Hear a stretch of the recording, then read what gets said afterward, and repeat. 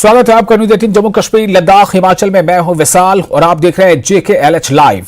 हिमाचल प्रदेश से इस वक्त बड़ी खबर है। हिमाचल प्रदेश के कुल्लू के आनी में एक बड़ा हादसा पेश आया है। कहने को तो 4 मंजिला इमारत गिरी है, लेकिन 1, 2, 3, 4 नहीं बल्कि दर्जनों इमारत की गिरने की खबर है। आप तस्वीरें देखिए, तस्वीरों को देखकर खुद अंदाजा होगा कि दरअसल ये कितना बड़ा हादसा है। नए बस स्टैंड के पास ये इमारत मौजूद थी। इस हादसे में अभी तक फिलहाल किसी जानी नुकसान की इत्तला नहीं है।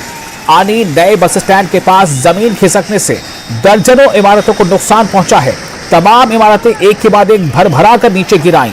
पीछे से पहाड़ी की जमीन नीचे खिसकती चली गई। लैंडस्लाइडिंग हुई। लैंडस्लाइडिंग के नतीजे में एक के बाद एक कई मकान गिरते नजर आए। कई लोगों को यह अंदेशा है कि इस इमारत के मलबे के नीचे काफी लोग दबे हो सकते हैं। हालांकि जो स्थानीय प्रशासन है उसकी तरफ से यह कहा जा रहा है कि इन बिल्डिंगों में रहने वाले लोगों को काफी पहले ही नोटिस दे दिया गया था। उन्हें बता दिया गया था कि इन बिल्डिंगों पर खतरा है, आप इन्हें खाली कर दें। अगर सच में ऐसा हो गया था, इन्होंने मकान खाली कर दिए थे, तो ये जानी नुकसान की खबर तो शायद अभी नहीं है। लेकिन अगर ऐसा नहीं हुआ होगा तो अंदाजा लगा सकते हैं कि कितना बड़ा नुकसान है। आप इन तस्वीरों को देखिए।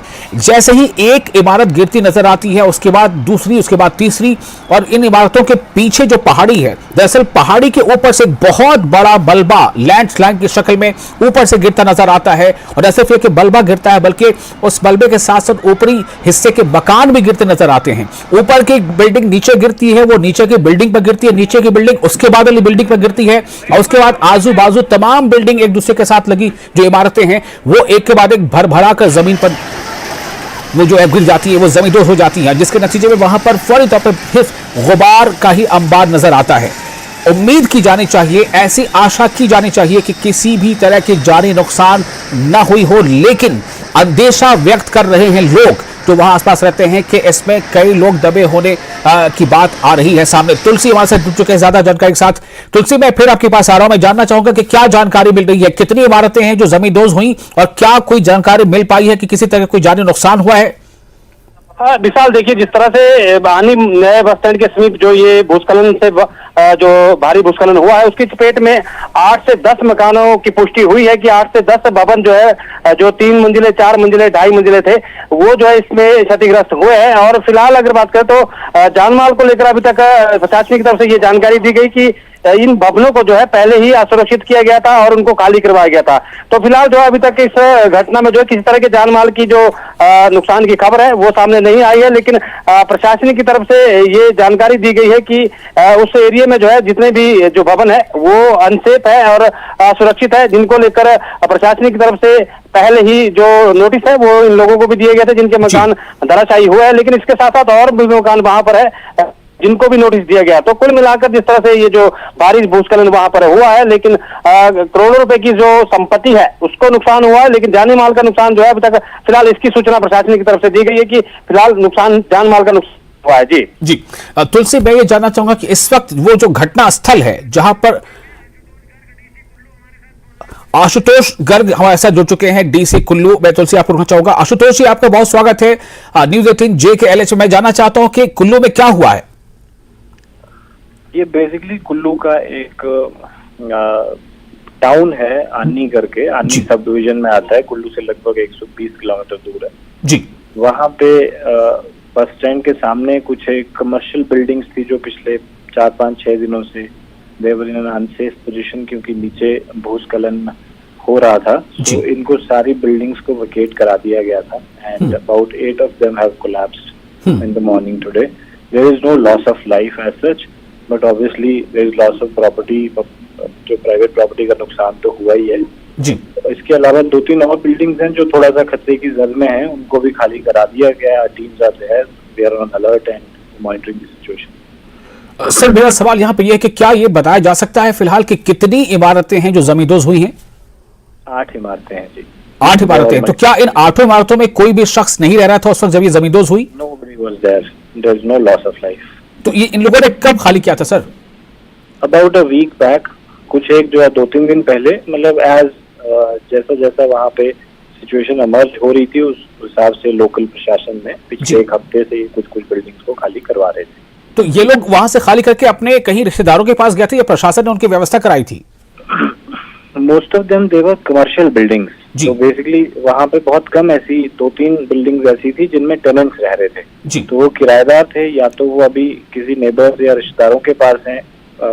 कुछ जो है हम लोकल प्रशासन रिलीफ कैंप्स चला ही रहा है वहाँ पे, तो जिनके पास रहने को कुछ और नहीं है, they are being taken care of in the relief camp also.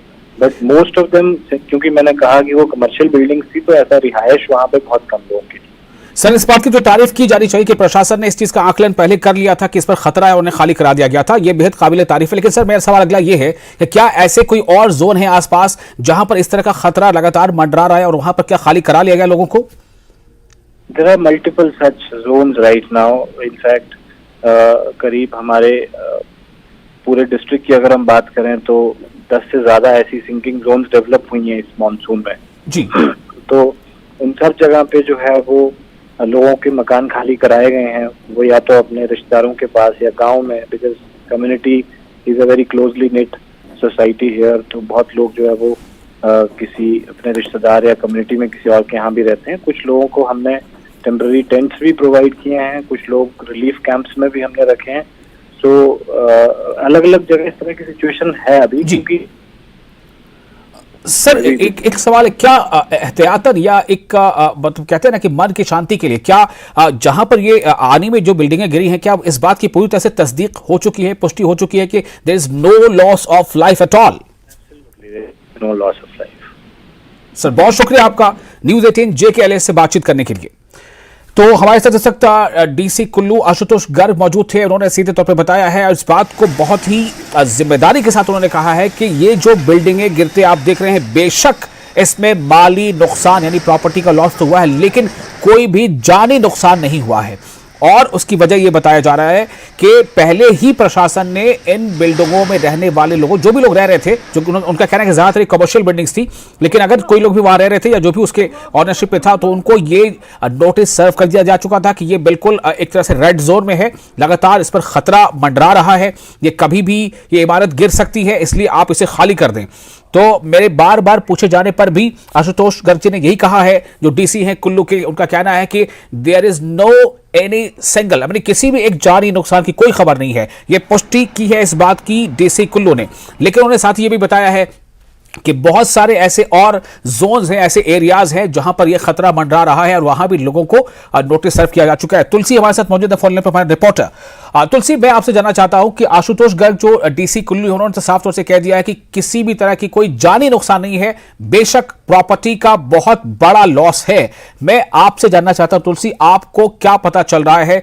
क्या आप वहां के आसपास के लोगों से कुछ बात कर पाए, कुछ मालूम चला आपको?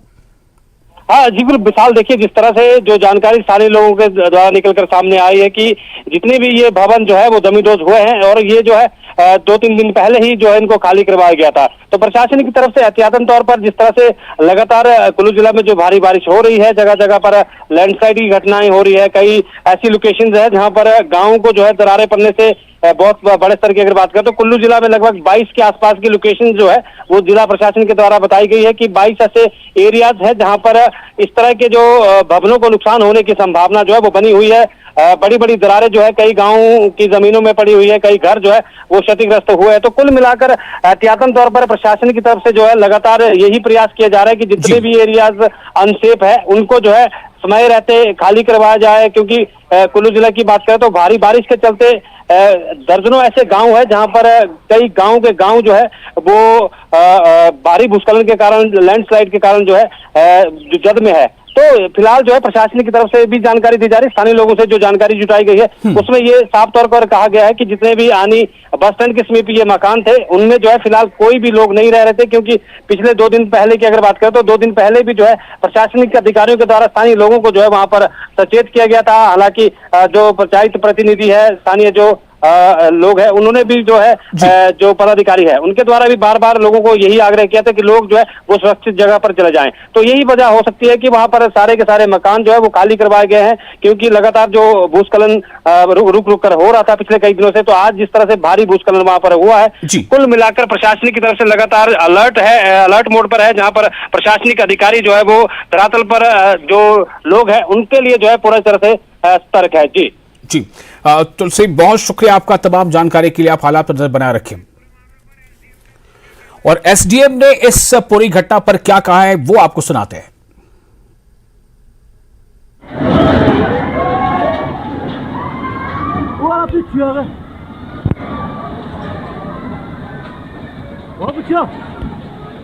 बहुत बच्चे मर गए इसमें, वो कैसे ऊपर।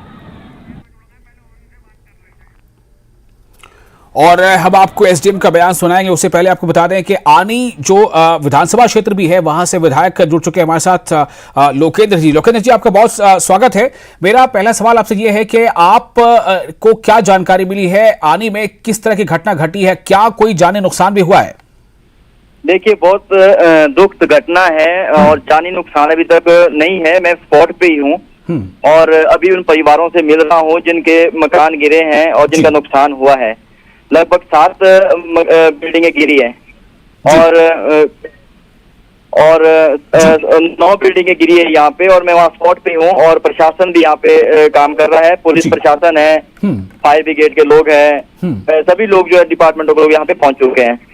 जी लोकेंद्र जी, लेकिन जो वीडियो हम दिखा रहे हैं इस वक्त स्क्रीन पर, जब बिल्डिंगें गिर रही हैं तो आसपास कुछ आवाजें आ रही है, लोगों का शोरगुल सुनाई दे रहा है। अब ये नहीं पता कि वो लोग इस बिल्डिंग के गिरने को देखने की वक्त की आवाजें हैं या फिर ये कि वाकई कुछ लोग इसकी जद में आ गए। आप चूंकि बता रहे हैं कि आप स्पॉट पर हैं तो आप बेहतर बता पाएंगे। मैं बिल्कुल वहीं पे स्पॉट के साथ था जब बिल्डिंगें गिर रही थी। मेरा घर बिल्कुल नजदीक में ही है। ये लोगों की आवाजें थी जो बिल्डिंगों को गिरते हुए देख रहे थे। जी तो आपको क्या लग रहा है कि ये किस तरह की घटना हो रही है? मतलब ये क्या है अपने आप में, अचानक इतनी बड़ी तबाही कैसे आखिर आ रही है? देखिए, पिछले अप्रैल से लगातार जो है हमारे क्षेत्र में बारिश हो रही है और पूरा जो हमारा विधानसभा क्षेत्र है, आनी विधानसभा क्षेत्र है, और जगह जगह पे यहाँ पे काफी नुकसान हुआ है। और ये बिल्डिंगें भी लगभग 1 हफ्ते पहले इसमें जो है क्रैक्स वगैरह आने शुरू हो गए थे और बिल्डिंगों को खाली कर दिया गया था जी। और जिसमें हम खुद भी थे जब अभी बिल्डिंगें खाली करनी थी, हम उसमें वहाँ पे मौजूद थे और लोगों का सामान हम लोगों ने भी खुद बाहर निकाला जी। तो आसपास अभी तो चूंकि बारिश तो थमी नहीं है, थोड़ी देर के लिए वहां भले थमी हो, लेकिन बारिश तो अभी हो ही रही है और बल्कि कुछ और दिनों के लिए जो मौसम विभाग है उसने ऑरेंज अलर्ट भी जारी कर रखा है। तो ऐसे में आखिर कितनी बड़ी ये चुनौती है मौजूदा सरकार के लिए, प्रशासन के लिए, कि वो वक्त रहते ऐसी डेंजर जगहों से लोगों को वहां से निकाल लें, उनका पुनर्वास करें, और फिर ये जो टूट फूट हो रही है उसकी भरपाई कैसे होगी आखिर? अभी तुरंत प्रभाव से जो बिल्डिंग द्वारा से डेंजर जोन में आ गई है वहाँ पे पुलिस महकमे को भेज के उन बिल्डिंग को खाली करवाया जा रहा है जी। और दूसरा, सेब का सीजन लगा है और रोड बंद हो चुका है, तो वहाँ पे एक ऑप्शन है, उसमें भी हमने बात करनी है NHAI से, और वहाँ से जो है उस ऑप्शन से सेब की गाड़ियों को निकालना है। और बाकी सभी लोग जो जहाँ पे जो प्रभावित हो रही और बिल्डिंग वहाँ से जो है लोगों को खाली कर दिया गया है जी। एक सवाल मैं ये जानना चाहूंगा, आप चूंकि विधायक हैं तो जाहिर है कि आपकी भी आपका एक कनेक्ट है जनता से, आप जनता के प्रति आपकी जिम्मेदारी है, तो आप लोगों से क्या अपील करना चाहेंगे न्यूज़ 18 JKLH के माध्यम से? मैं आपके चैनल के माध्यम से अपने क्षेत्र की जनता से और प्रदेश की जनता से यही अपील करना चाहता हूँ, क्योंकि पिछले काफी समय से पूरे प्रदेश के अंदर आपदा हो रही है और सरकार ने भी इसको प्रदेश की आपदा घोषित कर दिया है। परंतु मेरा जो क्षेत्र है वो पिछड़ा क्षेत्र है, आनी विधानसभा क्षेत्र, और सरकार का इस ओर कोई ज्यादा अभी रुख नहीं हुआ है, क्योंकि पिछले काफी समय से जो है हवाई सर्वे किए जा रहे हैं, परंतु हमारे क्षेत्र की ओर जो मुख्यमंत्री महोदय, ना सरकार का CPS, ना सरकार के मंत्री आए हैं। मैं भारतीय जनता पार्टी के विधायक होने के नाते जगह जगह पे जा रहा हूँ, हर जगह पे घूम रहा हूँ और लोगों के लिए जितना हो सक रहा है वो जो कंपनसेशन है उसको दिलाया जा रहा है, परंतु ये बहुत बड़ा लॉस है, इसको पूरा करने के लिए काफी समय लग जाएगा। और मैं जनता को यही अपील करना चाहता हूँ कि जहाँ पे भी आप है वहाँ सुरक्षित रहे, जहाँ कहीं आपको लगता है नुकसान होने वाला है वहां से आप कहीं दूसरे सामुदायिक भवन में या स्कूलों के अंदर जो शिफ्ट हो जाए जी। लोकेंद्र जी, ये समय जो है आपदा का है, आप खुद बता रहे हैं कि सरकार ऐसे आपदा घोषित किया है और इस आपदा के समय में कहा जाता है कि एकजुटता बहुत जरूरी है।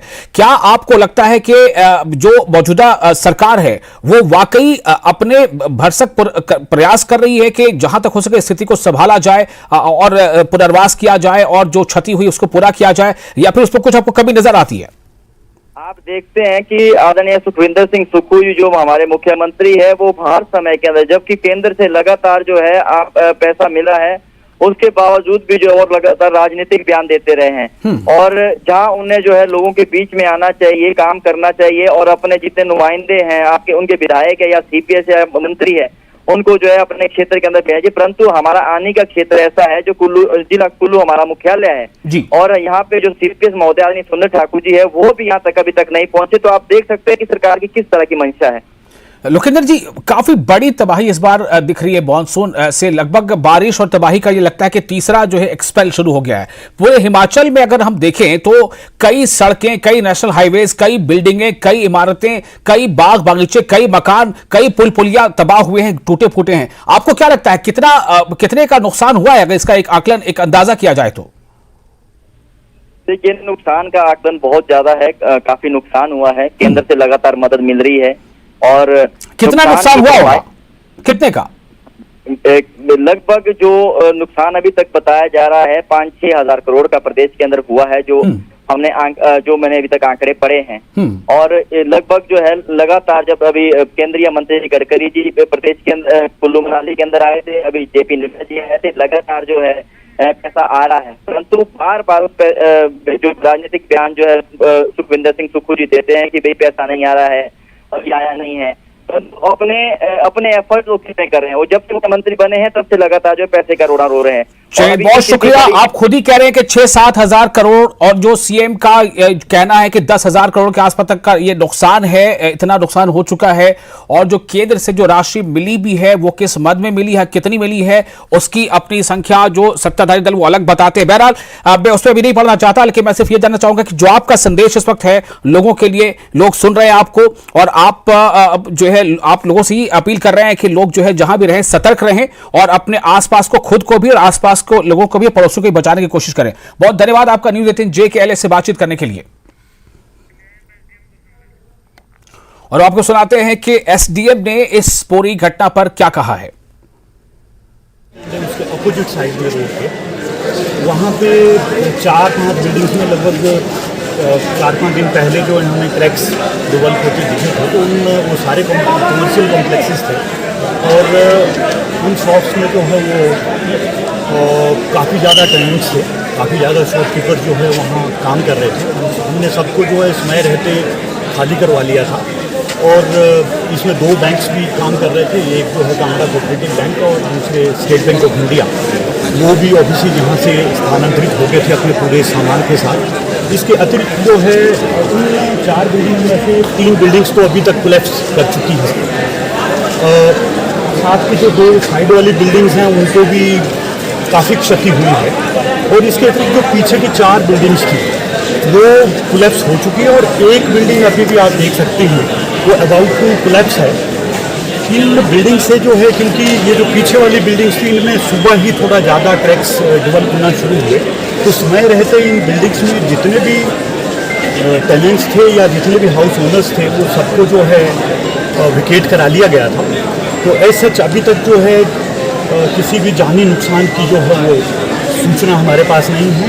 जो जितना भी ये मटेरियल लॉस यहाँ पे हैं बिल्डिंग्स का या दूसरा, उसकी असेसमेंट कराने के बाद जो है, क्योंकि ये मल्टी स्टोरी बिल्डिंग्स थी तो उसकी असेसमेंट को करवा के ही पता लगेगा कितनी है। अदरवाइज हमने इन जो आगे वाली 4 कमर्शियल कॉम्प्लेक्सेस थे, we have already serve notice to all those 4 commercial complexes, और उसमें जितने भी टेनेंट्स थे, जितने भी उसमें उनको अनसेफ डिक्लेयर करके हमने खाली करवा के पहले जो है सेफ्टी मेजर्स अडॉप्ट करें। सर, आनी में एक और एरिया भी है आपके ऑफिस के साथ नीचे वाला, जो पहले आपने खाली करा दिया, कि वहाँ पर क्या हालत है, क्या वहाँ से कोई ऐसी सूचना है? क्योंकि वो पूरा लैंडस्लाइड वाला एरिया जो दिख रहा है। हाँ जी, वहाँ क्योंकि वो 305 के साथ वाला ही एरिया है, 305 NH जो है उसके एडजॉइनिंग वो एरिया है, और 305 NH भी पीछे 2-3 दिन उसकी वजह से बंद रहा और अभी भी वो बंद था।